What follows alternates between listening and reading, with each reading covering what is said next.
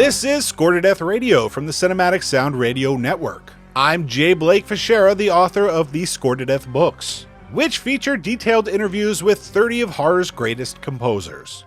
I'm also the host of Score to Death, the podcast, which features audio interviews with several more fantastic film composers, and can be found just about everywhere you listen to podcasts. Today we once again continue our exploration into the music of one of horror's and Italy's most influential bands, which also happens to be one of my favorite bands of all time and one of the main inspirations for my first Score to Death book.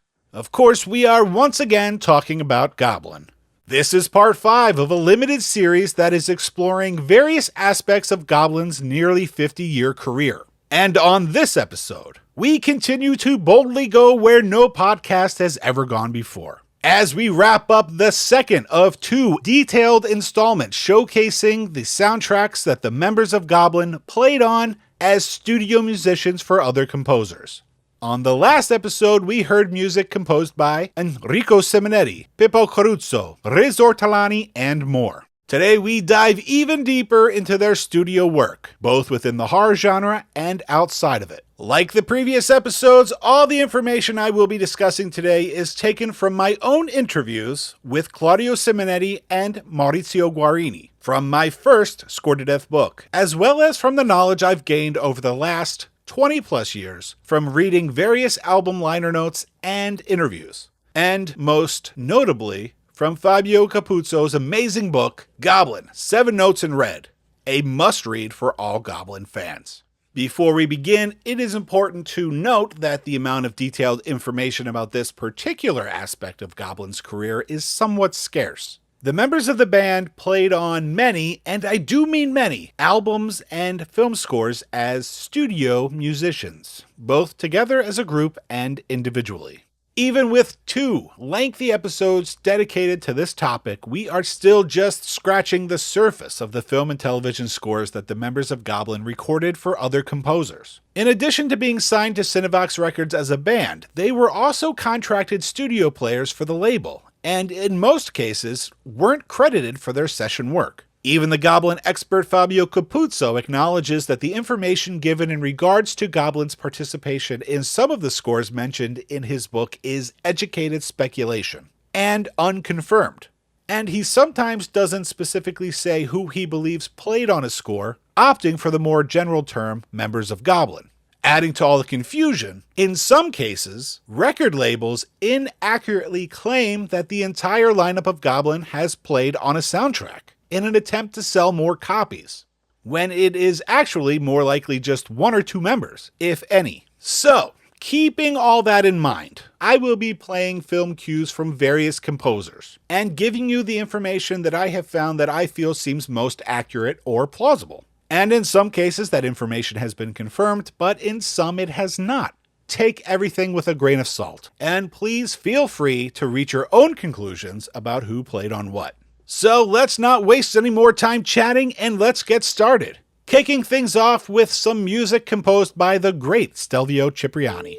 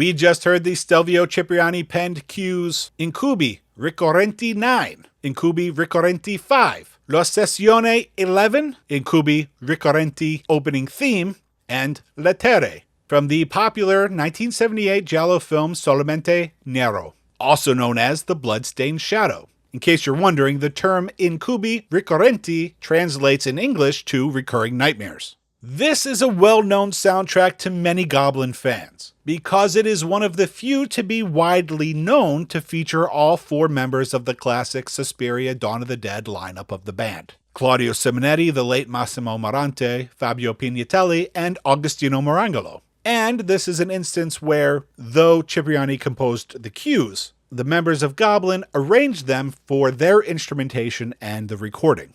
So they feel very Goblin-esque.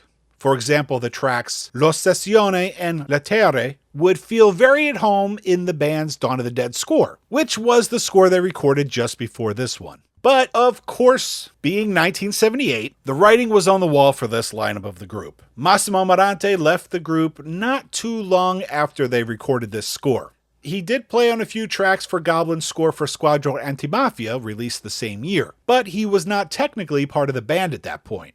And Simonetti would not last much longer either. Of course, Marante, Simonetti, and Pignatelli reunited to score Dario Argento's Tenebrae, but that was still a few years away, and they were not billed as Goblin for that score. Aside from maybe Claudio's father Enrico Simonetti, the members of Goblin played on more Cipriani scores than likely any other composer, both together as a band and separately. So, let's continue exploring this interesting collaborative relationship with an extended block of Cipriani cues.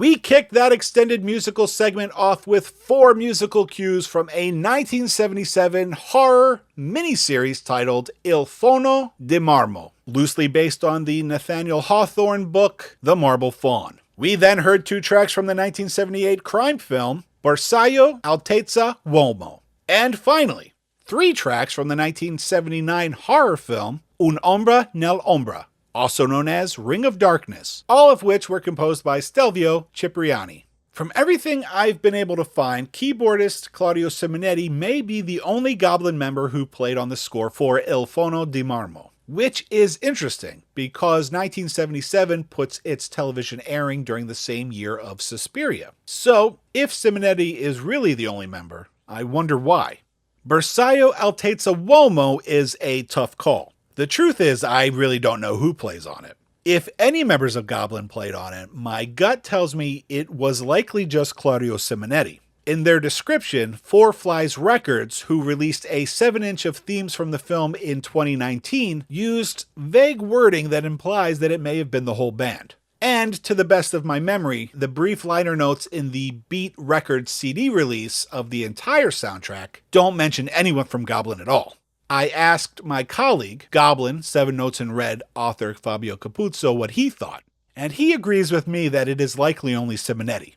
Un'ombra nell'ombra, also known as Ring of Darkness, is another tricky one, because for the release of this soundtrack, Four Flies Records comes right out and just plain says that the classic Suspiria lineup of Goblin, Simonetti, Morante, Pignatelli, and Marangolo, played on it.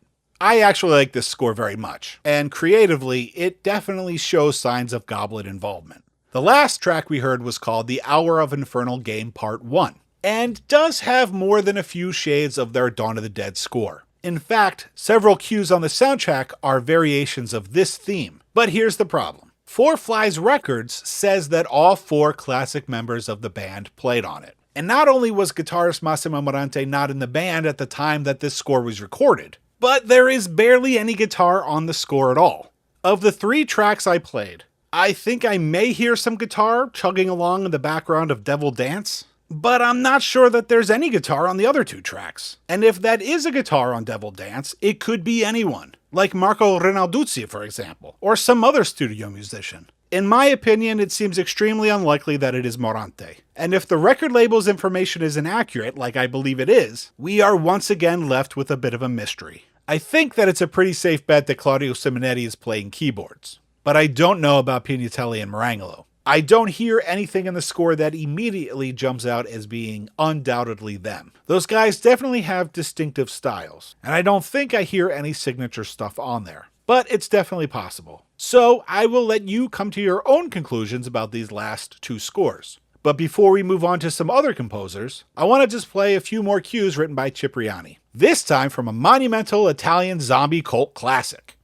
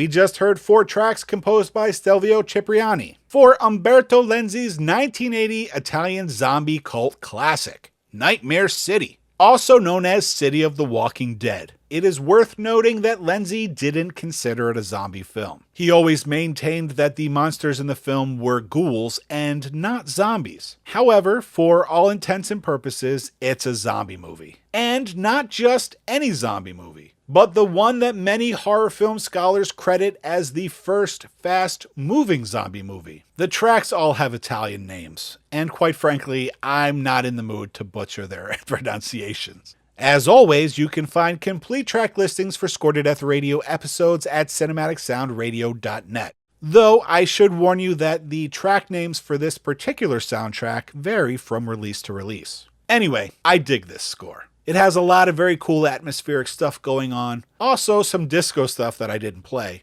But overall, it's a very listenable soundtrack with a quintessential Italian zombie vibe. With their Dawn of the Dead score, I think Goblin kind of set the pace for what Italian zombies sound like. Obviously, Nightmare City's score and Fabio Frizzi's score for Lucio Fulci's Zombie don't sound like Goblin. But it was Goblin that introduced the Caribbean Haitian vibe in George Romero's zombie masterpiece. And that's something that many subsequent Italian zombie film composers ran with. For this score, once again Claudio Simonetti returned. I have found no evidence that other Goblin members were involved, but it appears that Claudio most likely was. So now that we got Cipriani out of the way, let's get into some music by Paolo Vasile and Gianni Mazza.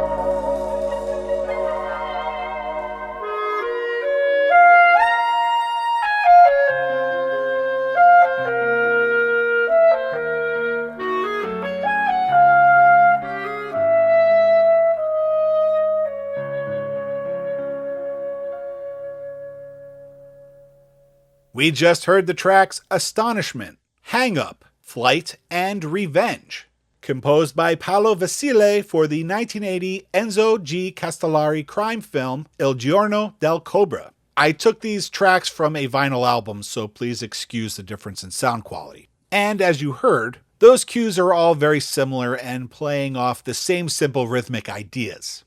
But they're short, so I played 4 tracks. If you recall from an earlier episode of this Goblin series, Goblin worked directly with Castellari on the score for his 1977 film La Via della Droga, also known as The Heroin Busters. Now, it is my understanding that even though Vasile composed the score, Gianni Mazza was actually the musical director. What that means in this case, I'm not sure, but it looks like Mazza was involved. Which brings us to our next score, Grunt, a 1981 fantasy comedy directed by Andy Luotto. We heard the tracks Caverna and Teme de Nick, composed by Gianni Mazza. Those 2 tracks represent the 2 ends of the spectrum for this score, but there really isn't much in between. Atmospheric synth stuff and upbeat ragtimey jazz, a weird combo, but hey, it's Italian. Although it is pretty accepted that members of Goblin played on these 2 scores, I'm not exactly sure who. Il Giorno del Cobra comes out in 1980. Agostino Marangolo is still in the band for some of 1980, so there is a chance that he played drums on it, as well as Maurizio Guarini on keyboards and guitarist Marco Renalduzzi, and maybe even Marangolo's brother Antonio. But my guess is that at the very least, Fabio Pignatelli is probably on bass. I'm not sure, sorry. This episode is full of a lot of uncertainty, but as I said earlier, they weren't credited on a lot of this stuff, so it's often a tough call. As for Grunt, Goblin's non-soundtrack pop album Volo gets released in 1982, which Gianni Mazza plays on as a studio musician, not as a member of Goblin. From what I've read, and due to the timing, though I'm not positive, there's a chance that the entire Volo lineup of Goblin played on this one, made up of Pignatelli Guarini, Marco Renalduzzi, and drummer Derek Wilson.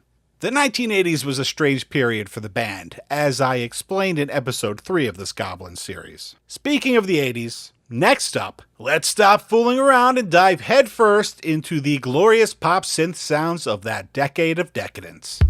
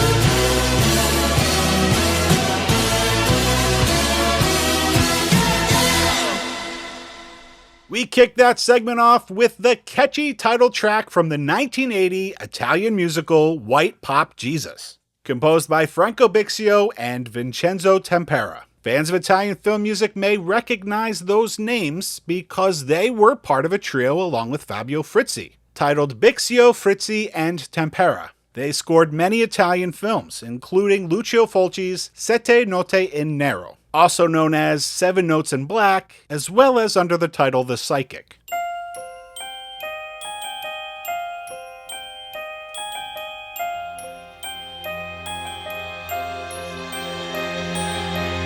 Even non-Italian horror fans may recognize the theme for that film because Quentin Tarantino used it in Kill Bill. It is also worth noting that Franco Bixio is the brother of Carlo Bixio, the founder of Cinevox Records and the person who gave Goblin a record deal. I haven't seen White Pop Jesus, even though there is an Italian version of the entire film on YouTube, but the IMDb description of the film alone is priceless. And I quote, "Disco Jesus comes back to Earth and takes on the Mafia."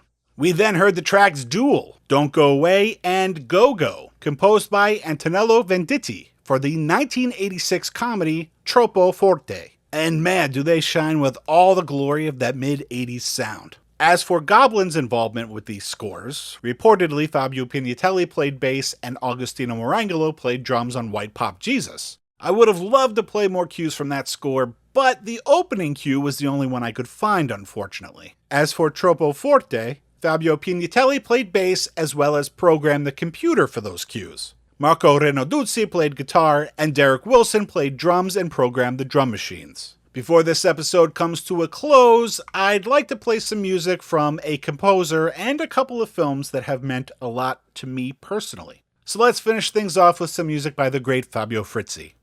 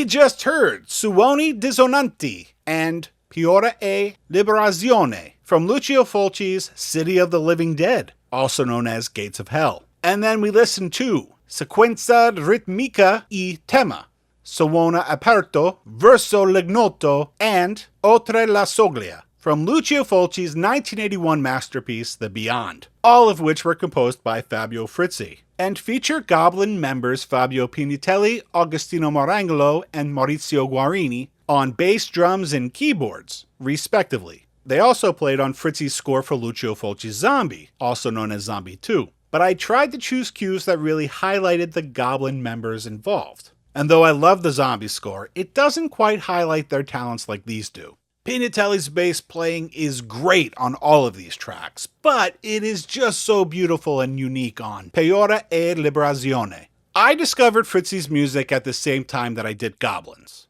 In fact, I may have even heard his first. Along with Goblin and John Carpenter, he is one of the people that really inspired me to create the Scored to Death books. And I got to do a short interview with him for the first book. I can't say for certain, but I believe our interview may have been the first time it was reported here in the States that Fabio Pignatelli and Agostino Marangolo played on these scores. I definitely didn't know it before that. And let's just say I did a lot of research for that interview.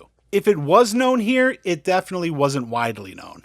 Anyway, sadly, we are out of time. I hope you've been enjoying this limited series about the band Goblin, and these last 2 episodes which highlight their work as studio musicians on other composers' scores. There are still Goblin episodes I'd like to do, so this limited series is not quite over yet, but we will be taking a break from it for a little while, because I'm working on something fun for October and the Halloween season. So stay tuned for that. As always, you can find complete track listings for Scored to Death Radio episodes at cinematicsoundradio.net. If you've been enjoying Scored to Death Radio and this deep dive into the music of Goblin, please take the time to spread the word on social media. And consider reviewing the show over on Cinematic Sound Radio's Apple Podcast/iTunes page. If you'd like to keep up with all things Scored to Death, you can follow me on Twitter, Facebook, and Instagram at Scored to Death. And if you'd like to check out my in-depth interviews with Claudio Simonetti, Maurizio Guarini, Fabio Frizzi, and 27 other amazing film music composers, please pick up copies of my books, Scored to Death, Conversations with Some of Horror's Greatest Composers, and Scored to Death 2, More Conversations with Some of Horror's Greatest Composers, which are available in both paperback and ebook. And you can buy paperbacks from me directly at scoredtodeath.com. And please consider checking out Scored to Death the podcast, where I also interview exceptionally talented composers, without always sticking so strictly to the horror genre. And like this show, it is available just about everywhere you listen to podcasts. I'm Jay Blake Fichera, and you've been listening to Scored to Death Radio on the Cinematic Sound Radio Network. Thank you for listening.